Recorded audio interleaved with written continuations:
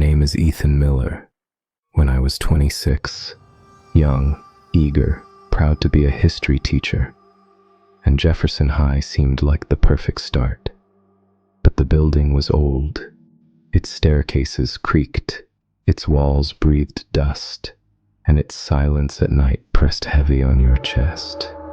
Students whispered about the basement, a locked door in the west wing that none of them dared to touch.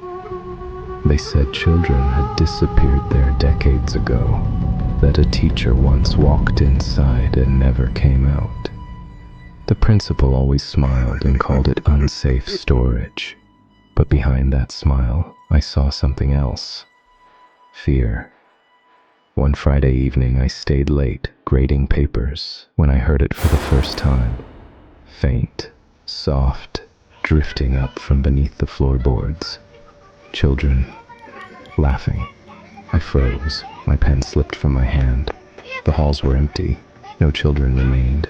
And yet the laughter grew sharper, twisting upward, echoing where no sound should exist. Against all reason, I followed it. The west wing was dark. The paint peeled from the walls, the air colder with every step. At the very end stood the iron door, sealed with a heavy chain, rusted, ancient. My hand shook as I fumbled my keys, and one slipped in perfectly, turning smooth, like the lock had been waiting for me. The door creaked open, exhaling air so cold it stung my lungs. A spiral staircase dropped into blackness, damp and endless. Each step echoed too long, too heavy, as though the dark itself swallowed the sound. And with every step, the whispers grew clearer. Dozens of voices, all of them chanting one word, my name. Ethan, Ethan, Ethan. At the bottom, my flashlight beam trembled across a basement that stretched far wider than it should have. Broken desks lay in twisted piles. Moldy books sagged in corners. And then I saw the wall, smeared in chalk white, were handprints, small ones, child-sized, hundreds of them, layered over each other, dragged downward, nails scratching deep. It looked like children had clawed at the wall until their fingers bled. The laughter stopped. The silence pressed down so heavy I could hear my own blood in my ears. And then tiny footsteps began, dozens, scurrying, rapid, circling. I spun the light, my chest freezing, until the beam revealed them. Children, dozens of them. Pale skin, gray eyes hollow, their lips sewn shut with thick black thread, yet their laughter still filled the air, pouring straight into my skull. One stepped closer, a girl, hair tangled, stitches bleeding fresh. She didn't open her mouth, but her voice cut into my head like a blade. You shouldn't be here, Ethan. She is waiting. And then every child lifted one hand and pointed at the far wall, and the wall began to move, bulging outward, stretching, fingers pressing through as if the surface was soft flesh, nails black, curling. Then came the outline of a face pressing forward, its jaw stretching wide, its eyes hollow voids. Black liquid dripped down the wall as a voice thundered through the basement.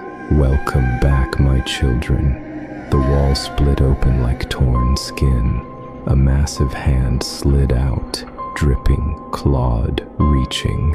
The children shrieked as their stitched mouths tore open, blood spilling as they screamed and swarmed me, their small hands clawing my clothes, dragging me closer to the opening. I fought, kicking, thrashing, screaming, but their strength was unnatural. My flashlight rolled across the floor, its beam frozen on the widening hole, and in that beam she emerged, tall, hair matted, skin black as tar, a grin splitting her face in two. Her voice ripped through me like fire. You belong to me, Ethan, forever. I broke free, stumbling blindly, crashing through broken furniture, clawing my way up the stairs as their voices echoed behind me, chanting my name, pounding the steps, shrieking like animals. I slammed the door, locked it, collapsed shaking, tears burning my eyes. On the other side came pounding, dozens of fists slamming in unison, and beneath it her hiss, low and endless. "We will find you, Ethan. We will never stop." And then, silence. By morning, the door was gone. A solid brick wall stood where it had been. They called me tired, crazy. But I know, because the laughter followed me home. I hear it in the floorboards. I see handprints on my bathroom mirror. And at night, when I close my eyes, I feel her cold breath against my ear, whispering the same words. "One day, Ethan, you'll come back, and when you do, you'll never leave." So hear me now. If you ever walk through a school at night, and you hear children laughing in the silence, do not follow. Do not look. Run.